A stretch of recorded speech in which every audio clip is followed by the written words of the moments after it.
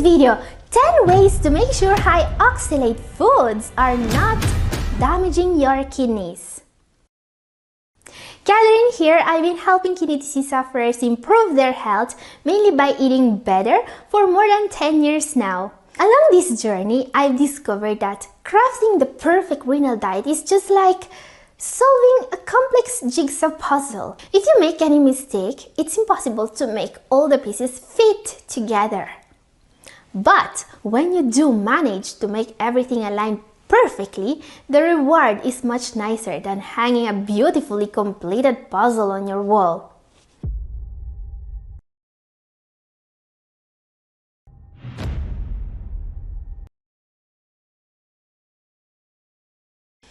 Yes, the reward is a better kidney health. Now, one of the pieces that seems to be always out of place in the puzzle of the renal diet is oxalate. What is oxalate, you may ask? Is it healthy? Is it going to cause kidney damage? No one seems to know the right answer.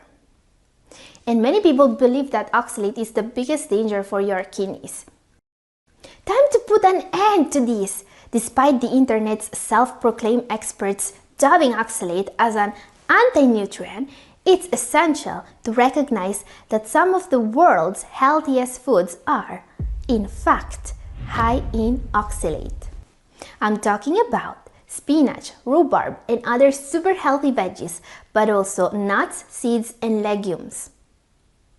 This is why today I want to help you make sure you can fit these foods in your diet while actually improving your kidney health. Because you see, oxalate may present a danger, at least for certain people. This is why today we are going to see 10 ways to make sure high oxalate foods are helping you improve and not damaging your kidneys. And by the way, I'm also going to go in deeper about who should actually be careful with high oxalate foods. So don't miss that part, okay? Yes, there are 10 easy ways to turn a possible danger for the kidneys into your best ally in repairing them. Starting with number 10, eat more calcium-rich foods. If you have doubts about the risks of eating oxalate-rich foods, keep in mind this. The reason why some people call oxalate an anti-nutrient is because once in the body, oxalate will want to bind to minerals before it's excreted. Yes, that's what makes oxalate dangerous. And this can be a problem, but only in certain circumstances that we are going to make sure you are avoiding. So, very important. If you want oxalate to be good for you and not a danger, you want oxalate to bind with the calcium in your gut, alright? Not in the kidneys. This is why you have to always get some calcium with oxalate-rich foods. There are a few veggies that are rich in calcium and that can help, including kale, bok choy, and broccoli. And while these foods are probably not enough, you can also Number 9, add a calcium supplement at your meals. So, whenever you eat a meal rich in foods such as spinach, rhubarb, beets, legumes, and nuts, consider adding a source of calcium. Something many kidney patients do is taking calcium carbonate or TUMS at meals. They use them because they also bind to phosphorus and protect the kidneys from this dangerous mineral. But calcium also binds to oxalate, making it inert and ready to be expelled. Even more important, to protect the kidneys from oxalate, number 8, drink more water. So as I was saying, the danger with oxalate is for it to crystallize in the kidneys and form kidney stones. Now, this also means that there is the need for a certain oxalate concentration for it to crystallize, alright? This reaction doesn't happen when there is a large amount of water present. This is why you want to focus on drinking a lot of water during the day at regular intervals. This is also a great way to protect the kidneys from other scores and toxins such as excess sugar and sodium. Also very important, number 7, take care of your gut health. I will never stop telling you how important is gut health. But what has it to do with oxalate? Kidney stones are more common if you have digestive diseases such as inflammatory bowel disease or IBD, ulcerative colitis, Crohn's disease, or if you had a gastric bypass surgery. These conditions affect your body's ability to absorb fats properly. When fat is not absorbed the right way, the fat binds to calcium and leaves oxalate behind. The oxalate is then absorbed and taken to the kidney, where it can form stones. So yeah, one more reason to make sure our gut is always in the best possible condition. Now, some of you guys may ask, wouldn't it be better to just cut out all foods that have oxalate? No, that will be a mistake. You see, these are some of the healthiest veggies and nuts, and they are all rich in oxalate. Removing all of them is no good for you. It can lead to poor nutrition and can worsen chronic kidney disease. And studies tell us that for people with kidney disease wanting to improve, eating more fruit and veggies is the most important step. So, why are people avoiding high oxalate foods if they don't have to? So this brings us to the next point. Number 6, don't fall for misinformation. The main problem here is internet experts, influencers, and, well, the diet industry as a whole. They have been selling diet to people for decades, and now, unfortunately, they are targeting kidney disease patients too. But there is a problem here. If you are overweight but otherwise healthy, any diet works for you as long as it puts you in a caloric deficit. You can follow a keto, carnivore, even whatever, even a gluten-free diet works if you are healthy. Yeah, do you remember those? Everyone was on the gluten-free diet for a while, and it worked because it was putting people on a caloric deficit, and the diet industry was making money on it. So all was good. Now, problems begin when you have kidney disease. If you have kidney disease, you need to follow a prescription diet, okay? Follow any of those fat diets and your kidneys are going to be damaged. If you have CKD, you must follow a renal diet made specifically for you by a dietitian and approved by a nephrologist. So don't believe those fake experts when they tell you to give up fruit and veggies, alright? They don't have your best interest in mind. And what about those that are actually sensitive to oxalate? Okay, this brings us to our number 5. Number 5, know your risk. So as I was saying, there are actually people who should be careful with oxalate. This is a small number of people, however, but we can't, just ignore them. So who is actually supposed to be careful with oxalate intake? First of all, people prone to calcium oxalate stones. If you had stones in the past, you are more likely to get them again.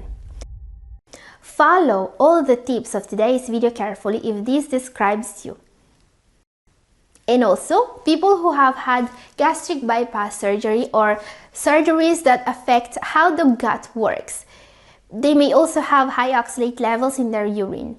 Now, also those that have to limit their water intake due to the stage of CKD they are in may be recommended to be careful with oxalate. Water is a way for the body to get rid of excess oxalate before it can do any damage, and reducing water intake puts you more at risk.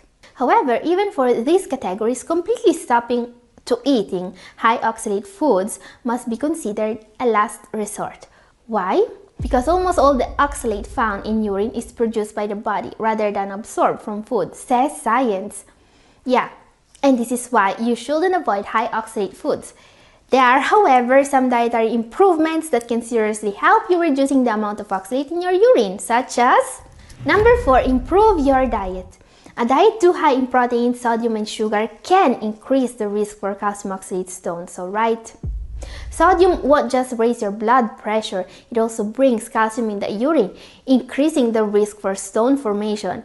Make sure you are not getting more than 2,300 milligrams of sodium per day. And also, protein. Protein is not just bad for the kidney, it also increases the chances of forming kidney stones by several mechanisms. And also, sugar. Sugar can also be bad for you, especially if it's coming from high fructose syrup, carbonated beverages. So yeah, science says that if you want to avoid oxalate crystals or stones, you must avoid excess protein and sodium and sugar, and not fruit and veggies. Notice how I'm providing you a reliable source for each of these statements, alright? Now, go ask those keto shills to do the same when they tell you to stop eating fruit and veggies. Another little known danger for people at risk for kidney stones is number 3, be careful with vitamin C supplements. So what about these supplements? If you follow me here regularly, you probably already know that I always recommend being careful with vitamin C. It's very good for the kidneys, but you should not supplement too much of it. Around 60 to 100 milligrams a day is usually recommended. The reason?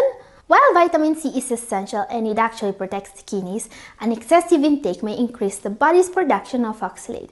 So don't supplement too much vitamin C, and especially if you are at risk for kidney stones. Consult your doctor before supplementing it at all. Now here's something that can help people who are already suffering from kidney stones. Number 2, consider Chanca Piedra.